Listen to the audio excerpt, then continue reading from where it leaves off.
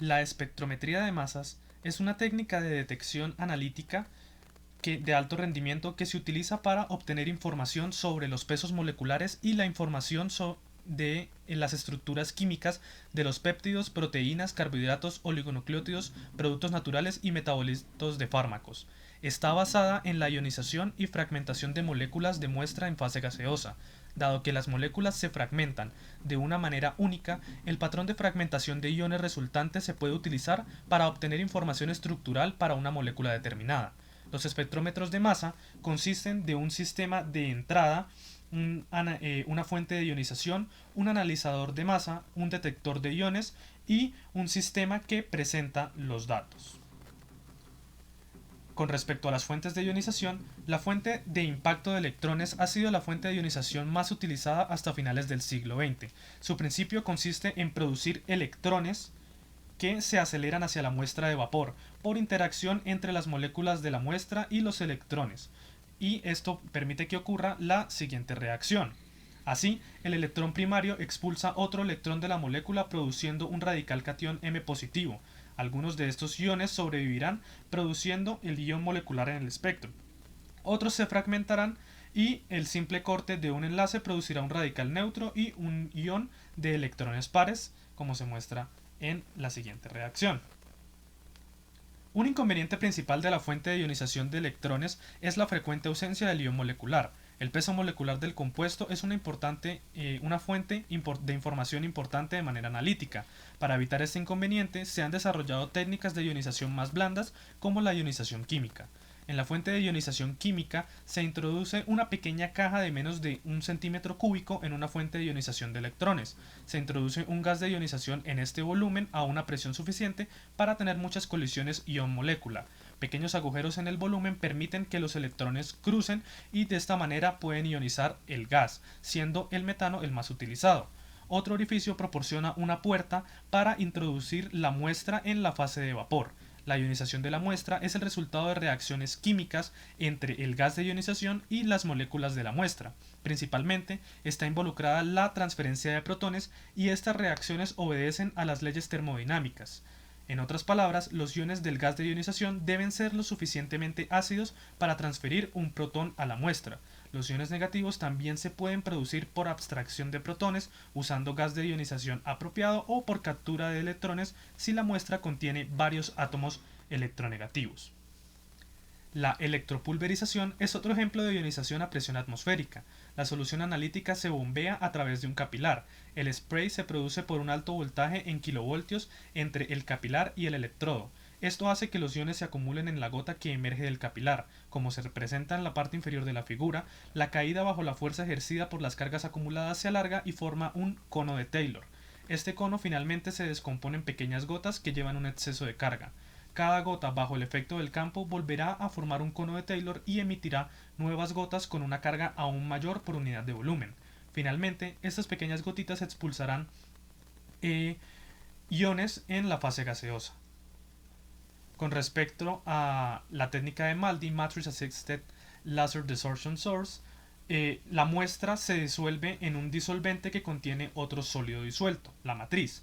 La evaporación del solvente se produce idealmente una solución sólida de nanalito en la matriz. Esta solución sólida se irradia al vacío con un pulso de un rayo láser, cuya longitud de onda corresponde a una fuerte banda de absorción de la matriz. Por tanto, se proporciona energía a la matriz y a la muestra. Esta energía hace que la muestra sea expulsada como iones en la fase gaseosa. Estos iones serán monocargados o portarán un número reducido de cargas. Luego, estos iones se analizan mediante un analizador de masas. Debido al uso de un láser pulsado, los iones se producen en muy poco tiempo y deben analizarse todos juntos, también en una pequeña fracción de tiempo. Además, los iones producidos pueden tener masas de varias decenas de miles de Dalton. Esos requisitos solo pueden cumplirse con un analizador de masas de tiempo de vuelo. Entonces, ahora bien, vamos a entrar a ver los analizadores de masa, entre los cuales podemos encontrar el analizador de masa de tiempo de vuelo, que en principio es el más simple de todos los espectrómetros de masas. Un colector de alto vacío contiene la fuente, un tubo donde los iones vuelan libremente a una distancia d y un detector, como se muestra en la figura de la derecha. Si un ion se acelera bajo un voltaje, la energía cinética estará dada por la ecuación que se muestra bajo la figura.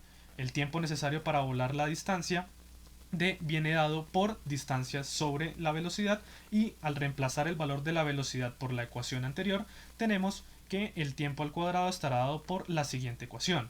Esto nos dice que esta relación es proporcional a la masa-carga. Los otros parámetros son constantes. Entonces, si bien el principio es antiguo, pero la aplicación fue difícil, dado que los iones llegan sucesivamente al detector en muy poco tiempo. El detector y la electrónica que lo acompaña deben ser muy rápidos y capaces de registrar los tiempos y la intensidad correspondiente.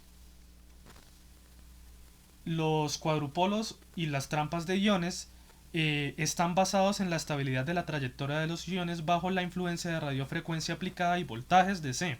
Los cuadrupolos se componen de 4 barras paralelas sobre las que se pueden aplicar tensiones de radiofrecuencia y voltaje DC, estando conectadas las barras de 2 en 2. En un extremo de las varillas se colocará una fuente de iones y en el otro un extremo detector. Si no se aplica un voltaje DC, sino solo se mantiene la radiofrecuencia, los iones oscilantes pueden pasar a través del cuadrupolo en un amplio rango de masas. Por otro lado, si solo se aplica un voltaje DC, no pasará ningún ion, ya que se descargarán en las varillas de polaridad opuesta. Sin embargo, si se aplica una combinación de voltajes DC y radiofrecuencia, solo iones de una masa determinada pasarán a través de las varillas para una combinación determinada. Los iones que no tienen la masa adecuada se descargarán en las barras.